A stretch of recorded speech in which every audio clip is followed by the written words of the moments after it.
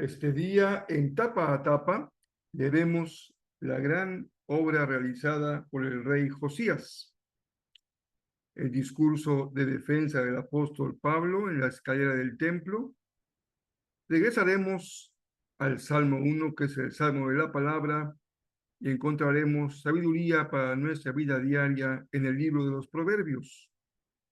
Esta serie es la lectura devocional de la Biblia en un año y la meditación correspondiente al miércoles 3 de julio. Yo soy el pastor Rafael Pola y me da mucho gusto compartir la lectura y meditación de la palabra de nuestro Dios.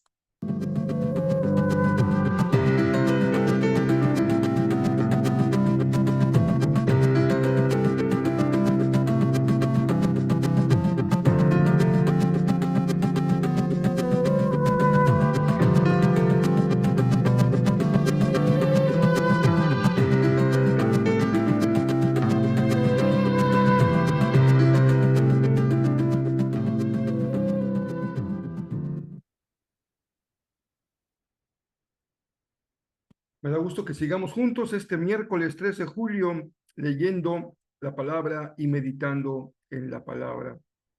Cuando leamos el texto de Segunda de Reyes 22, vamos a confirmar algo muy importante. Y esto de suma importancia es las consecuencias que tiene para el pueblo de Dios el desconocimiento de la palabra. Uno se sorprende una y otra vez de la terrible condición espiritual en la que cayó Israel y Judá, sus reyes, su sacerdocio y el pueblo. En el texto de esta ocasión, en 2 Reyes 22, con esa gran obra depuradora del rey Josías, encontramos una causa. La ley estaba extraviada, por lo menos el rollo a que hace referencia el texto, y esto traía consecuencias terribles. Ni siquiera habían celebrado la Pascua. Tal era el olvido y el descuido y las terribles situaciones morales y espirituales en que el pueblo cayó por no tener frente a sus ojos la ley del Señor. Que el Señor nos proteja en el tiempo de hoy de ser un reflejo del pueblo de Israel de ayer. Por eso es maravilloso que ustedes y yo tengamos este enorme tesoro en nuestra mano, que es el tesoro de la palabra de Dios. Leerlo todos los días y meditar en él, en la palabra, en el tesoro, es una enorme, enorme bendición. Cuando lleguemos al Salmo veremos una de las maneras más correctas de acercarse a la Biblia. Por lo pronto, recordemos que el rey Josías, a mediados de su reinado, está dedicado a la reconstrucción del templo. Ha dado instrucciones para que el dinero que se recaba para ello se entregue a los encargados de la obra y se confíe absolutamente en su honestidad. Y la obra se realiza, se encuentra una copia del rollo de la ley, y la persona lo conduce ante el rey y se lo lee, y el rey tiene un impacto tremendo en su vida al leer la palabra y encontrar lo que el Señor demandaba de ellos y las consecuencias de olvidarse de él. Así que comparte la lectura con el pueblo, celebra la Pascua, lo que habían olvidado ya por mucho tiempo, y emprende una gran destrucción de todos los templos, altares, rituales, objetos que eran una influencia terrible de los cultos paganos de alrededor de Israel, incluso hasta en el templo, dice el texto bíblico, se practicaba la prostitución sagrada. Imagínense la contaminación que había sufrido Israel de otras religiones, pero no lo entiendan como una simple carnalidad, una pasión desenfrenada o una condición de extravío. Había una profunda influencia religiosa lo cual quiere decir que ellos creían que estaban buscando a Dios y obedeciendo a Dios. Desconocían, o podemos dar por supuesto que desconocían la ley, y entonces practicaban cosas totalmente rechazadas por el Señor. Por eso Josías es considerado un gran rey en Judá. Dice que uno de los grandes reyes de Judá, tal vez ninguno fue como él, porque emprendió esta gran obra de depuración de la fe. A su muerte, Joacás sube al trono de quien fuera su padre, el rey Josías. Hermanos, cuando el Señor hace una obra de depuración, siempre está presente la ley del Señor. Allá en el siglo XVI, cuando se inicia y se consolida la llamada Reforma Protestante o Reforma Magisterial, ustedes saben que la ley, especialmente el Nuevo Testamento y especialmente el libro de Romanos, tendrá una importancia suprema en el corazón de este monje Martín Lutero, maestro de Biblia, pero que siendo maestro de la Biblia descubre la gran enseñanza de la gracia de Dios leyendo el libro de la Carta de los Romanos.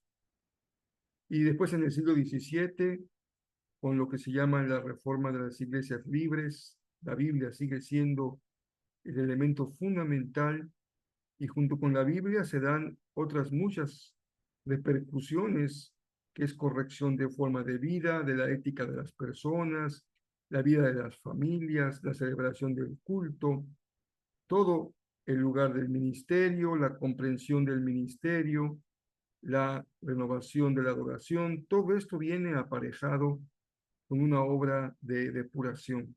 Si nosotros como iglesias locales anhelamos también del Señor vivir dentro de su voluntad, no olvidemos que siempre el lugar principal ha de tenerlo la Escritura, leerla como lo hacemos cada mañana, o cada tarde, o cada noche, dependiendo la hora en que tú lo puedas hacer, pero leyendo de forma sistemática, ordenada, metódica, la palabra, tratando de extraer esas verdades, esos principios, esos valores que trascienden con el tiempo y que en este caso tiene que ver con la fidelidad completa y absoluta a la palabra de Dios, a la influencia que ella ha de tener en nuestra forma de vivir, especialmente como pueblo de Dios, no nada más a nivel individual, sino como pueblo de Dios. En Hechos encontramos este hermoso discurso del apóstol Pablo, que está siendo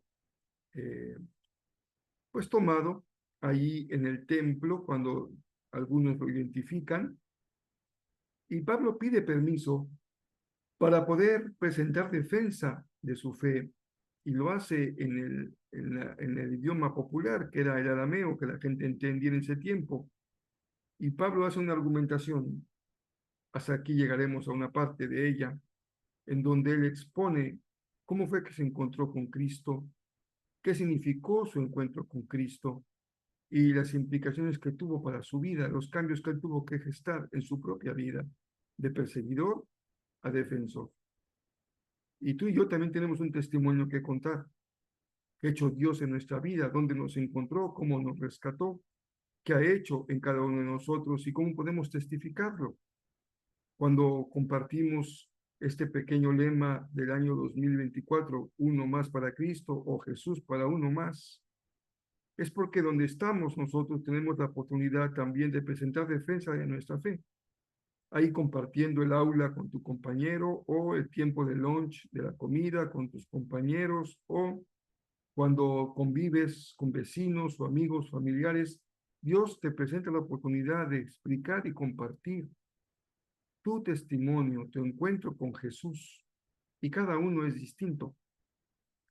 Por eso, aunque la iglesia puede instruirles acerca de cómo, disculpen, cómo elaborar su testimonio, teniendo algunos rasgos generales, cada testimonio es personal, porque el Señor Algunos los encuentran en una condición, en otros en otra. Algunos les llama de una forma, otros de otra. Lo importante es que puedas compartir con transparencia, con sencillez, de forma genuina, tu encuentro con Jesús y cómo es que le ha hecho un cambio y sigue haciendo muchos cambios en tu vida. Cuando llegamos al Salmo, que es ya la segunda vuelta, así que si somos muy estrictos, diremos que este año leeremos la Biblia tapa a tapa, completita, y los salmos 2 veces. Así que hay un plus. Y el Salmo 1, que es el que este 3 de julio reiniciamos, es el llamado Salmo de la Palabra. Y quisiera decirles que hay dos cosas de las que debemos poner atención.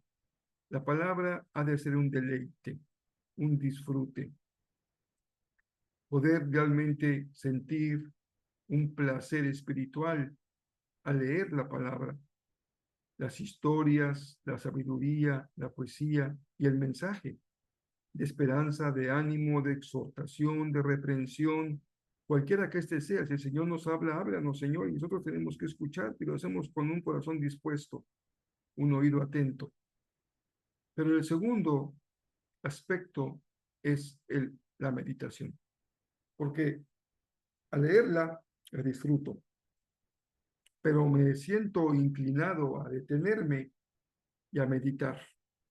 Meditar en la obra que emprendió Josías, en por qué fue importante, cuál fue la adversidad que tuvo que enfrentar, qué hizo, qué nos enseña acerca de este hombre de Dios, qué aprendemos del pecado, qué aprendemos de la voluntad de Dios, qué aprendemos del corazón del pueblo, qué riesgos encontramos para nosotros, cómo podemos identificarnos ya sea con Josías como ese gran depurador de la fe, o a veces nos identificamos con un pueblo que ha fallado y que se ha dejado influir de una manera tan clara y tan triste del paganismo. Pero fíjense que, insisto, no es el paganismo en tanto que una forma de vida disoluta o desordenada, sino de otras religiones.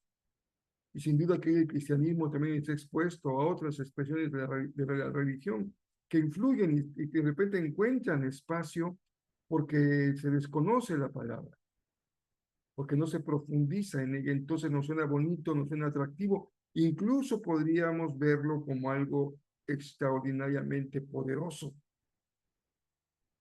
porque en el tiempo de Israel sabíamos de estas situaciones de manifestaciones también sobrenaturales de las religiones paganas, y hoy mismo si ustedes encuentran mucha información respecto a lo que pasa en el Caribe, por ejemplo, en las islas del Caribe, con estas religiones místicas y estas religiones con una gran influencia africana, que suceden cosas inexplicables. Bueno, por eso es que es una tentación. Por eso es que cuando tú dices, di esto y lo puedes confesar y va a pasar y luego pasa y dices, ay, chispas, ¿qué pasó? Pasó. Y por eso es tentación, porque hay cosas que pasan, porque hay poder en las cosas ocultas, porque hay misterio, porque hay cosas que no tienes explicación. Y dice la palabra que en aquel día dirán, en tu nombre hicimos milagros, en tu nombre levantamos muertos. Y Jesús va a decir, yo a ustedes no los conozco. Y recuerda cómo también los adivinos en el tiempo de Pablo y los exorcistas andaban detrás de él queriendo aprender su técnica para hacer esos milagros. Así que no nos sorprende que esto siga siendo poderoso hasta nuestros días, pero estamos advertidos, ya lo sabemos. Y como dijera mamá, sobre advertencia no hay engaño. Por eso la palabra, disfrútala. Es un deleite. No lo hagas por simple disciplina. Deleítate en la palabra del Señor. Pero también hazlo un objeto de tu meditación. Piensa en ella. Regresa durante el día a lo que has leído.